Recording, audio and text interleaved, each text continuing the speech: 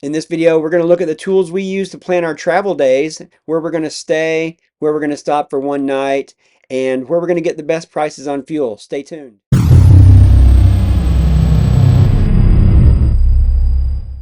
As always, if you get any value from our videos, or if it's just even entertaining at all, would you please like and subscribe? We're trying to get better traction with YouTube, and we're starting to get there a little bit, and like and subscribe costs you nothing, but it helps us a lot. So please like and subscribe. Also check out the Instagram page that we have. Rhoda runs that. It's less active when we're not traveling as often, but check that out. This is actually a topic I see discussed on Facebook groups quite a bit. It's how do you uh, plan your travels and such. And there's a lot of variation, obviously, in how people do that. There's people that actually use paper atlas, and I'm not disrespecting that at all. That's just what they know and what they like. They'll get a trucker's atlas that has additional information for big rigs going down the road, maybe low bridges and stuff like that. And they will map it out with pen and paper, and that's fine. But we like to use a tool called RV Trip Wizard, is how it's commonly referred to. RV Life is the overarching product and company name, but Trip Wizard is one of their multiple tools that they sell. And I just want to share some screenshots and videos of how we plan with the tool on the computer, and then other ancillary tools that we use for finding the best fuel price on our trip, where we're going to stay for one night, if we're going to use Harvest Hosts, and kind of how that looks, to use that tool as well. So keep watching and give us feedback on your thoughts with what you use or what you've seen before.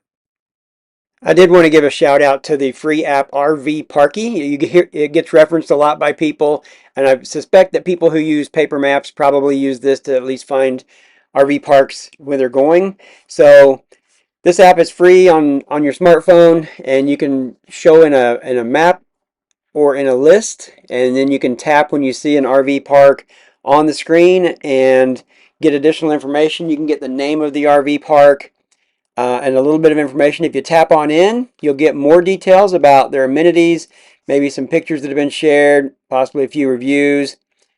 Um, so it's pretty handy. It's good when we're driving down the road, we see an RV park on the side of the road. Rhoda will just whip this out and use it to check out that place that we just drove by, just to have some understanding of what's out there. So RV Parky for the win. It's free. It's got a lot of good info. This is an app you have to sign up for to link to your bank account, but this can save you a lot of money if you use diesel and if you pull through the trucking lanes. We use this to find the best, cheapest price diesel on our route. As you scroll around, you can see it shows you the stations. When you click into one, it'll show you the price at the pump and the price for the members. In this case, 440 versus 360 a gallon. That's a pretty good savings. Sometimes you only see a quarter a gallon. Some people report $1.50, $2 a gallon, which is pretty significant. So this is a network of stations that you have to use if you want this discount, and we use this along the way of planning to figure out where to get fuel. There's also an optional service called Harvest Hosts out there. It was $80 a year when we signed up. Looks like it's up to $100 a year. But basically, once you sign up, you can stay at one of almost 5,000 locations, and there's no additional cost. There is a courtesy of spending at least $20 at the wineries, at the farms, at the breweries. Any of these places that sell something, you should do business with them, basically, and in exchange you stay for one night. So you scroll around just like on RV Parky or on that TSD Open Roads app along your route, and you find a place where you might want to just stay one night. So instead of paying for an RV campground with full hookups, you'd be at one of these places where they just have a piece of land. They indicate the length of the rig that can stay there. Maximum is almost always one night, and you schedule it, and then they let you know if they have room and capacity. They confirm with you. So this is a neat option. I hear mostly very, very good reviews about these. We haven't had a chance to use them yet, but we will. We do make this part of our trip planning as we use Trip Wizard along that route. If we need one night stay, we will open Harvest Hosts and see what's along the way at our 4 or 5 hour range and try to book something through them. There's also a companion piece, another company like this called Boondockers Welcome. They've merged, Unfortunately, it's still two separate subscriptions. Boondockers Welcome is less about a business and more about just people who have land that like to meet people in RVs. So I don't think it's creepy at all. I think it's just a cool thing that people do to meet other people and to be a service to them. So we did not add the Boondockers Welcome at this time. We're going to stick with Harvest Hosts and use that more and more. There are filters in the tool. You have to access it through their website, and you can set how long of space you're going to have. We need over 45 feet. We want to be able to open slide outs. You can get a more detailed map. You can check off, like if you don't like wineries or don't like farms or whatever, you can uncheck those boxes and not see them. But this is a good option for a no cost or very low cost overnight if the Walmart parking lots are not appealing to you. And this is something that we will do. We just haven't had a chance yet. And now to get into the main tool used for the trip planning, there's a company called RV Life, and they have RV Trip Wizard. This tool is visual. You look at a map, they've got unbiased reviews and information. You customize it to your RV. Over 20,000 campgrounds, 57,000 points of interest. You can do a free 7-day trial. And you can also get a discount code from people that have one. I can help you out with that if you need it. I don't have one, but I can point you to them. Get 25% off for your first year. There's a smartphone app. It's not that great. And then it's 65 bucks a year. Very much worth it. And some reviews here on the tool itself if you want to check that out. So I'll go ahead and log in here. I'm going to duplicate a trip we made last winter coming back from Quartzsite to the Omaha area and show you kind of how we use it. I'll open a new trip. It keeps track of all your trips you've ever planned, so you can review those and reuse those or archive them, get them out of your face. But I'm going to start a new one, Quartzsite to Omaha. You can give it any name you want. You can give it the dates, or you can say you don't know the date yet. So I'm entering Quail Run RV Park, where we actually stayed for a month. And you can see here the trip name. You can put some notes in. You can set it as tentative or active, depending on the status of it. Enter the dimensions and weight and length of your RV, and it'll route you safely. Indicate whether you're carrying propane and get warnings about that. Give it the fuel type, capacity of your tank, and your mileage, and it will help you with your route planning as well. You can check some other boxes here about tolls, highways, ferries, tunnels, unpaved roads, and get warnings about those things.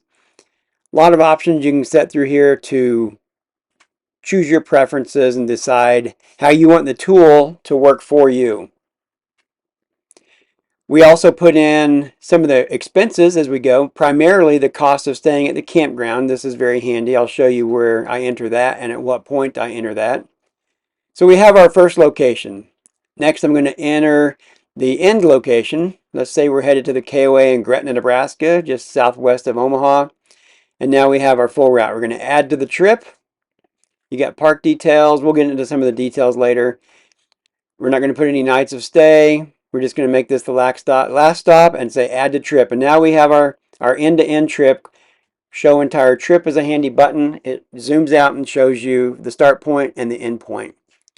And then from here, you can see that purple line, right? Where that's the route we're on. If you click into information on each site, it's all right here at your fingertips. Their phone number, their website. You can click right into their website and see their actual website. A satellite map view of that campground from Google Maps just pops open there. So you can scroll around and see what's in the area, see what it looks like. Then there's features that talks about features and amenities, whether it's pull-through, big rig friendly, full hookups, all that stuff. What kind of cell phone connectivity, lots of great info here. Once you get used to this, it's really hard to imagine planning a trip without all of this right at your fingertips. A very important detail for me is the reviews. I love to read the reviews. I don't necessarily trust the nightly price because one night costs more than 1 month on the daily rate, but it's a good starting point. And then I can call and find out things specific to us around length of their sites and the cost. You can click there to see read more reviews. It'll take you to the actual website of TripWizard. And then tips and Q&A. This is where users have gone in and said, here's some things in the area. I actually posted one here, that giant paragraph. I'm very wordy. I shared a little bit of our experience there and how close you are to the London Bridge and some things like that. So those tips and QA are pretty handy because they're user created. And then there's a weather tab. I hardly ever look at that, but it will give you some weather general area about the general area. So now that we're in the Trip Wizard, we want to go 4 to 5 hours a day maximum is kind of our goal. So I'm going to start picking points along the way. In this case, we knew we wanted to stay somewhere in the Albuquerque area, so I'll click into several parks and campgrounds, get some idea. Just kind of read through the reviews, read all the stuff. Okay, this is the one we actually stayed at, Enchanted Trails. So I'm going to add this to the trip because it's what we actually did. You can tell it where to add it. It's going to be after Quail Run. So you locate it on the trip, how many nights you're going to stay.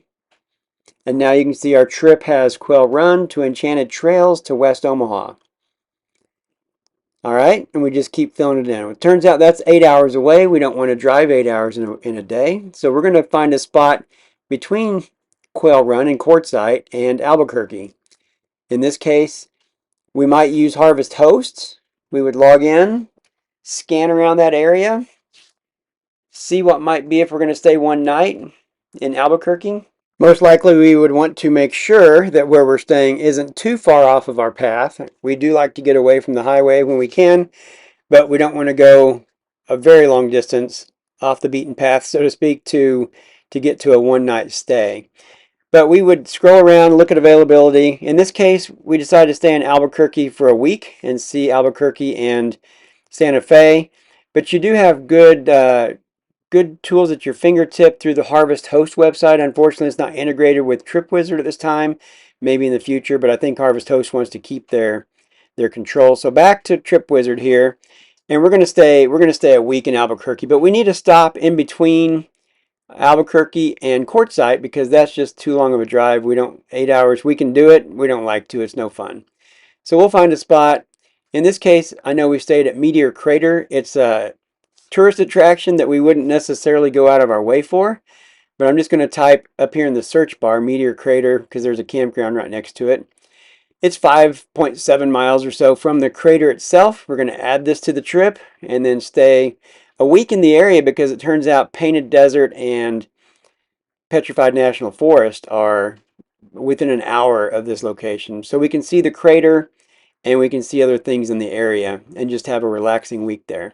So you can see the drive time, 4.5 hours, 4 hours, and then 13 more hours. So we need to add more stops to our trip because we're going to break it up and spend, in this case, look, we're going to add comments if we need to. We can add fuel. We can add all kinds of dollars that we want to track. Campground total, say it's $200 for the time there. I think it was actually $300, but you can add your cost in here. If you have reservation information, you can track that here.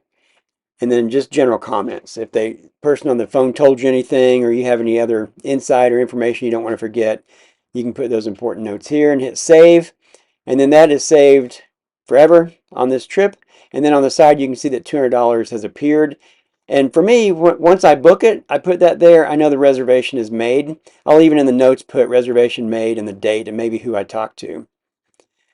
So if there's not a dollar sign there, I probably don't have a reservation yet. That's just a little system I've come up with. So we've got 4 hours, 4.5 hours at our speed, 65 miles an hour from Quartzsite to Meteor Crater, and then 4 hours a week later to Enchanted Trails.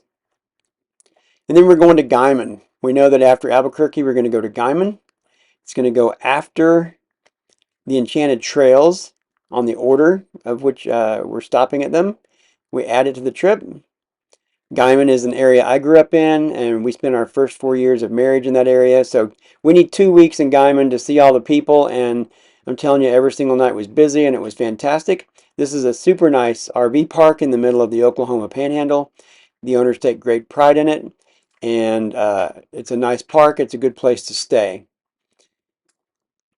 And then we know we're going to go from Guymon to Wichita. We stayed at Air Capital RV Park. There's only 2 in the town that are big enough for us, and this is a nice one. So we stayed 2 weeks here.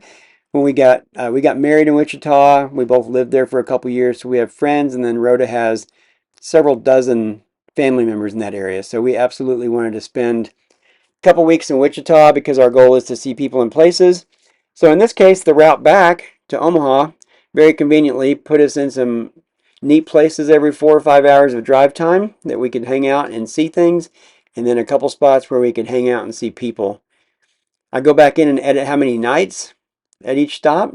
Maybe I put that in along the way if I know we're going to spend a week at Meteor Crater, a week in Albuquerque, 2 weeks in Guymon, 2 weeks in Wichita. And now you can see that the dates of each stop, of each arrival, is filled in based on the nights of stay. And that's super handy when you're calling the next one to say, I need to make a reservation. We're going to arrive this day and leave this day. Because mathing that out in your head or on a counter, on paper, or whatever, is not nearly as accurate. So I'm going to change the date to, I'm making one up, but let's say we're not leaving yet. We're planning for a future trip. We're going to leave March 2nd. And now all the dates ripple and get calculated based on the nights of stay at each location. So that's a very, very nice feature. And of course, you can do this all by hand, but this is very accurate. I don't call any campground without this open so I can see those dates clearly in front of my face here. A lot of additional research buttons. I have this filtered to pull-through sites, big rig access, full hookups, and 50 amp electric because those are kind of our have-to-haves for us. So there are lots of filters that you can add based on reviews or Wi-Fi, pricing, amenities, laundry, showers. There's even more than what's showing up there as I expand these. The ratings according to this tool, what type of park, there's lots of park choices here.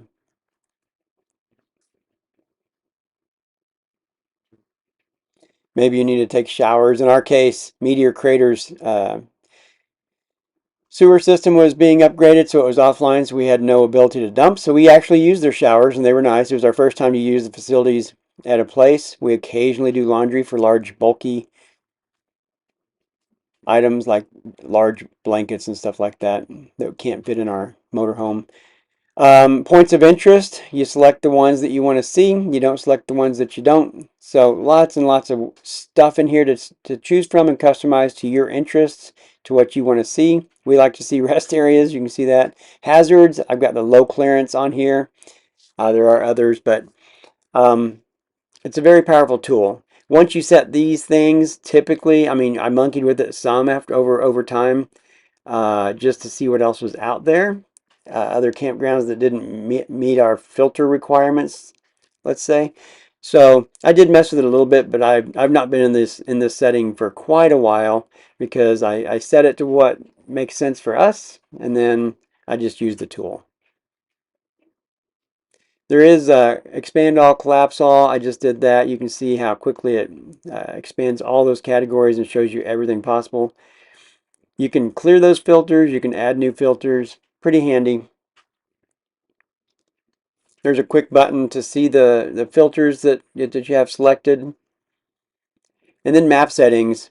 What style of map, the street map or the satellite view or others. I like the street map. I don't know, it just typically I like satellite view on maps, but it feels busier to me for some reason. So I just stick with street view. Make your own choice there. What kind of driving radius? It draws a circle on the screen to show you the radius of to kind of get an idea of what your typical drive day looks like. You want to show campgrounds, you want to show points of interest, enable the filters, low clearance. One of the options I hadn't used before was time zones. It would be very handy at times. We've bumped into time zone issues just out of not paying close enough attention. Sometimes it's to our advantage, sometimes it's not.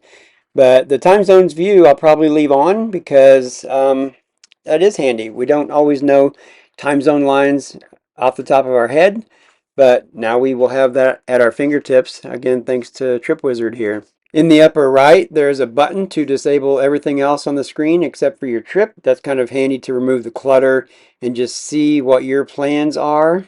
There's also a quick, easy button here for Google Street View. So you can drag this little icon in the lower right corner up to a street and it'll just pop you into a street view. I picked a location that is just a highway with empty fields nearby, but it's super easy to pull up Street View right from the middle of RV TripWizard. Another great feature built right in is the ability to show elevation and gradient along the route of your trip. This would be super handy. I wish I'd known and been using this before. I kind of knew it was here and kind of forgot. But a single button click and you can see percent grade with the colors representing along the scale here, along the graph here. So again, at your fingertips, so much information that I had overlooked this one all this time. Another cool feature is the ability here through the wrench icon to share a trip with others. I've had others share their trips with me. You click on visitor view and you get a URL of the trip, a public link that you can send to someone in a text or an email, and it will display this trip with the details for you. I'll copy and paste that link into a browser and you'll see it logs in. So if you send this to friends and family or whatever, then they would get this view, and then they can click here for a RV Trip Wizard demo if they would like to see the tool demoed by the company there. So that's a really nifty feature and allows you to easily share this view and what's going on with other people. One last thing to highlight is you can open a trip and it's got a list of all your active and tentative trips and archive trips. I need to archive some of ours, but any trip we've ever planned is saved here. You can review it, reuse it, whatever. So it's handy to have it save your trips and be able to refer back to them over time. Well, I hope this discussion of some of our trip planning tools has been useful. We really enjoy RV Trip Wizard. In fact, I really can't imagine planning a trip today without it. There's just so much at your fingertips. To recreate that manually or with other tools, I think would be fairly difficult. It's worth even more than 65 bucks a year to us. And then you saw the ancillary apps and tools that we use as overlays and additional pieces to travel planning. Harvest Host being those one night stays, typically without hookups, but a very low cost way to have access to 5,000 sites around the country. Add Boondockers Welcome and you almost double that. We use TSD Open Roads for the fuel discounts. Some of the discounts are very deep, but you have to use their network, and that app is free and a partner to that and shows you where all the stations are and what the price will be at the pump and at the discounted rate. So hope you enjoyed this. Use RV Trip Wizard. It is awesome. And leave some comments below if you have opinions on this. And please like and subscribe. We're trying to get traction with YouTube. It's free for you. It's very helpful for us. Thank you very much.